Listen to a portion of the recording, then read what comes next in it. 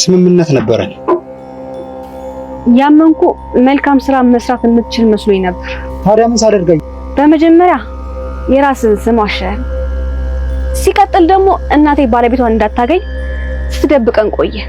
ስለነሱ ክፋት፣ መጥፎ ነገር ስታወራን ኖርክ። አይመስለኝም። ስለዚህ አላመንኩም። ታዲያ ምን አደረግሽ? ምን አደርጋለሁ? አንተ ግን አሁኑኑ ከዚህ መሄድ አለብህ። ካልክ ግን እጣራና ሁሉም ከያሉበት ይወጣሉ። እያስፈራራሽኝ ነው? እንድትሄድ እየነገርኩህ ነው። አሁን ቶሎ በል፣ ከዚህ ቀጥ ብለህ ሂድ። ሞተች ብሎ መቃብርሽን ሲያሳዩኝ አመንኳቸው። ምን ታደርግ ታዲያ? እንደ እድል ሆኖ እኔና እድል ተረፍን።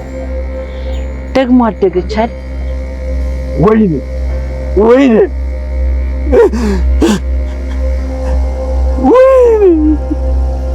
ቆይ ግን ፍላጎትህ ምንድን ነው? የምፈልገው አንድ ነገር ብቻ ነው። እሱም እናትሽን እኔ እንዳገኛቸው ነበር፣ አልተሳካም። እሺ እሷን ካልተሳካ ምን ፈለግ? መልካም ዜና አለ። ምንድን ነው? የአንቺን ቤተሰቦች አግኝተናቸዋል። አትቀልድ እባክህ። እውነቴን ነው እድል፣ በጣም ተጎድተዋል።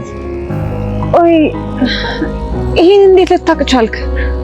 አባዬ እዛ መቃብር ቦታ ሲመጣ አብረነው ነበር የመጣነው እና እዛ ከሚያለቅሱ ሰዎች መሀል አግኝተናቸው። ይቅርታ፣ ይሄን ማመን አልችልም። ተገናኙ? እንዴት ነበር? ደስ ይል ነበር። በጣም የሰው ደስታ ማየት እንዴት ደስ ይላል። ተመስገን ግን እግዚአብሔር ይስጠው እሱን ያገኛት። ማለት እያደነቅሽው ነው? ስራው የሚደነቅ አይደለም እንዴ? ሽምግልናውን ትንሽ ብናራዝመውስ? ጥሩ አደረክ። አራዝመው በቃ። ፈልገሽ ነበር ማለት ነው? አይ አንተ ካልክ ብዬ ነው። አሁን ላይ ናቲ አይወድቁ ውድቀት ወይም ደግሞ አይሸነፉ ሽንፈት ተሸንፏል ማለት ነው። ምክንያቱም እሱ ነገሮችን አስተካክላለሁኝ ወይም ደግሞ በአባዬና በትሁት ዘንድ ተቀባይነትንና ወይም ደግሞ ለቤተሰቡ አሳቢነትን እነሱን ለማሳመን የሚያደርገው ነገር በጠቅላላ ከባድ ችግር ውስጥ ጨምሮታል ማለት ነው። ናቲ እንግዲህ አሁን ላይ እድልን አግቷት ነበረ ማለት ነው። ግን ይህንን ያደረገበት ምክንያት እድል ሚስጥሩን ስላወጣችበትና እሱ እንዳላት ወይም እንዳዘዛት ስላላደረገች አባዬና ሚስቱ በመገናኘታቸው ተበሳጭቶ እድልን ቤተሰብሽን አሳይሻለሁ ብሎ አታሎ በር ዘግቶባት ነበር። ግን ደግሞ ነገሩ ካለቀና ካበቃ በኋላ ናቲም እድልን ለትሁት ይዞ ለመሄድ በሚሞክርበት ሰዓት እንግዲህ ተመስገን አግኝቶታል ማለት ነው። ናቲ በእርግጥ ክፉ ነገር አላሰብኩም እያለ በተደጋጋሚ ቢያወራም ሀሳቡና ድርጊቱ መጥፎ ስለሆነ ማንም ሊያምነው አልቻለም ማለት ነው።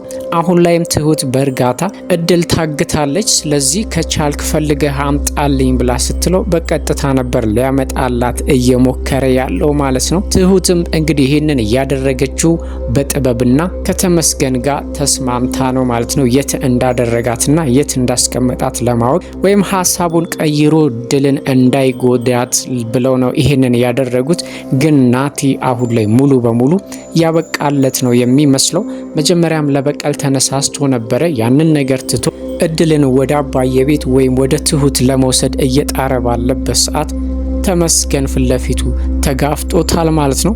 ተመስገን እንግዲህ በቀላል ዝም ሊለው አይችልም ማለት ነው። እድልን ይቀበለዋል። ምናልባትም እንግዲህ ናቲ እድልን እኔ ነኝ ይዤ የሚሄደው ብሎ ሰጣ ገባ ውስጥ ከገባ ትልቅ ዱላና ትልቅ ቡጢ ሊጠብቀው ይችላል ማለት ነው። አባዬ ሚስቴ ሞታለች ብሎ ሙሉ በሙሉ አምኖ የተቀመጠውና ትሁትንም ከዚህ በፊት እየቃዠሽ ነው፣ የሞተ ሰው በህይወት ሊኖር አይችልም እያሉ ግራ ሲያጋቧት የነበረው ነገር ዛሬ ላይ ይፋ ሆኗል። አባዬ ሚስቱን ባይኑ አይቷል ማለት ነው።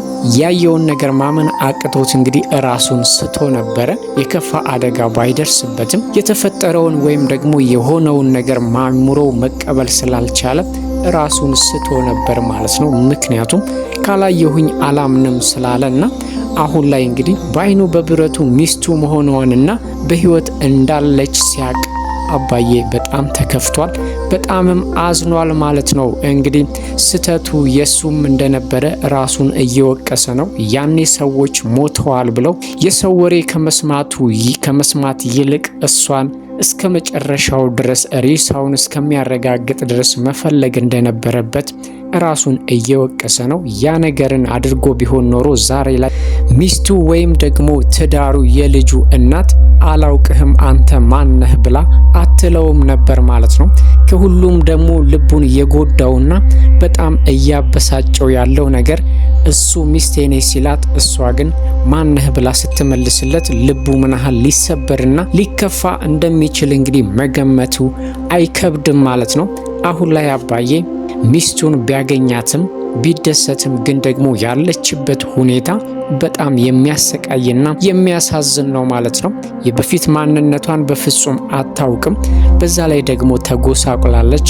እሱ ሞታለች እያለ በሐዘኗ ሲጎዳና ሲሰቃይ፣ እሷ ግን በህይወት ኖራ የህይወት እጣፋንጣ ውጥንቅጥ ውስጥ ጨምራት በችግርና በስቃይ እየኖረች እንደነበረ ሲያስበው ራሱን ወቅሶና ራሱን ጠልቶ አይበቃውም ማለት ነው።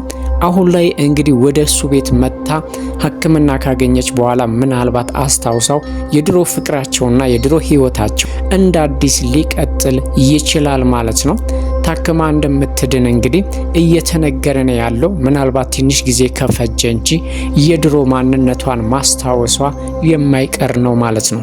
ተመስገንም አሁን ላይ በሰራው ስራና ያደረገው ነገር ይብ የሚባል አይደለም። ለትሁት በተለይ በጣም ነው ደስ ያላት። ስለዚህ ተመስገን ናቲን እንግዲህ በድል አሸንፎታል ማለት ነው።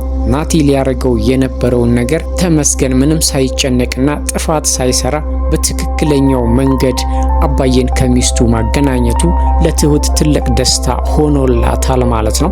ናቲም እንግዲህ ትሁትን እያታለላትና እየሸወዳት እንደነበር ከረፈደ ቢገባትም አሁን ላይ ለናቲ ያላት ነገር በሙሉ ተሟጧል። ግን ደግሞ ምንም ነገር እንደምታቅና ከጀርባዋ ሴራ ሲያሴር እንደነበረ እንደማታቅ ነው እየሆነች ያለችው ማለት ነው።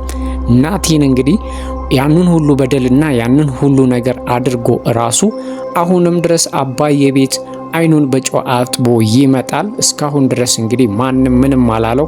ምናልባትም እንግዲህ እድልና የአባዬ ሚስት እዛ ቤት ውስጥ ከመጡ ምን ብሎ እዛ ቤት ውስጥ ሊመጣ እንደሚችል በጣም የሚያሳፍርና የሚያሸማቅቅ ነው ማለት ነው። በእርግጥ ለትሁት ያለው ፍቅር ከተሟጠጠና ካለቀ ቆይቷል። ሁሉንም መበቀል ነበር የሚፈልገው።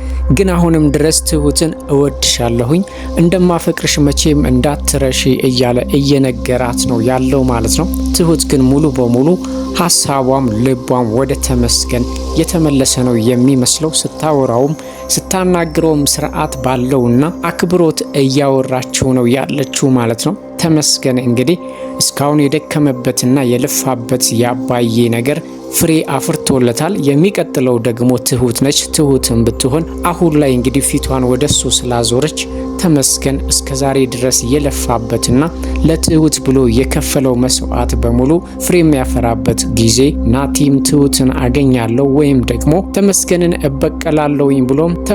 እበቀላለሁኝ ብሎ ትልቅ ስህተት ሰርቷል ማለት ነው።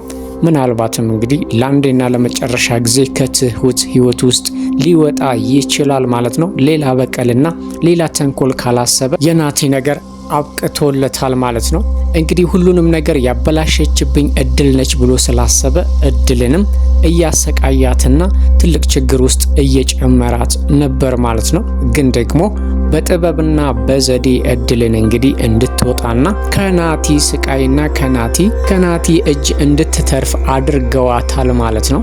አሁን ላይ እንግዲህ ናቲ ምን ማድረግ ወይም ደግሞ ምን አይነት ማስተባበያ ሊያቀርብ እንደሚችል ባናቅም አሁን ላይ ሁሉም ነገር ሴራውም ሆነ ከጀርባ ሲሰራ የነበረው ነገር በሙሉ ይፋ ሆኗል ማለት ነው።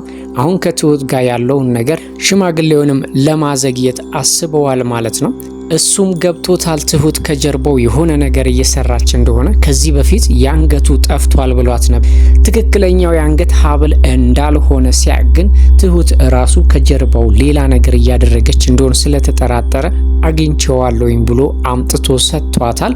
ግን ደግሞ ሀብሉ ይሄ እንዳልሆነም በቀጥታም ባይሆን በተዘዋዋሪ እየነገራት ነበር። እሷ ግን ይሄና ይሄ ብቻ ነው ብላ ለመሸምጠጥ ሞክራለች ማለት ነው።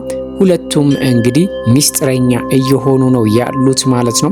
ትሁትም ምንም ሳታስነቃና እስካሁን ድረስ እንግዲህ እየበደላት እንደሆነና በሷ ላይ ወይም በአባዬ ላይ ትልቅ ችግር እየፈጠረ እንደሆነ ሳታስባንን ነው እያዋራችውና እያናገረችው ያለችው ማለት ነው። የአባዬ ሚስትም እንግዲህ ወደ ቤት ለመሄድ በጣም ተቸግራለች። ምክንያቱም እድልን ጥላ መሄድ አትፈልግም። ግን ከዚህ በፊት ደግሞ እነ አባዬ እድልን ትተው እናትየዋን ዋለ ማለትም ሚስቱን ብቻ እንደማይወስድ በተደጋጋሚ እየነገራት ነበረ። እሷ ግን የእናቷ ከሷ መለየት ቢያበሳጫትና ቁጭ ብላም ብቸኛ እንደሆነችና ማንም ፈላጊ እንደሌላት እያወራችና ብቻዋን እያለቀሰች ነበር ማለት ነው። እንግዲህ የእድል እናትም እሷን ትታ መሄድ እንደማትፈልግ ከሄዱም እንግዲህ አብረው ነው መሄድ ያለባቸው ወደ አባዬ ቤት ማለት ነው። ምናልባትም አባዬ ቤት ከሄዱ በኋላ የእድልንም ቤተሰቦች ቀስ በቀስ እንደሚፈልጉና እሷም ከቤተሰቦቿ እንደማያገናኛት ከዚህ በፊት ተመስገን ቃል ገብቶላታል ማለት ነው። እድል አሁን ላይ እንግዲህ እናቷን የሚነጥቋት ስለመሰላትና ትልቅ ብቸኝነት ወይም ደግሞ መገፋት የደረሰባት ስለመሰላት የእናቷ ከአባሏ ጋር መገናኘት ቢያስደስታትም ግን ደግሞ የሷ ብቸኝነትና የሷ ፈላጊ ማጣት በጣም እያስጨነቃትና እያሳሰባት ነው።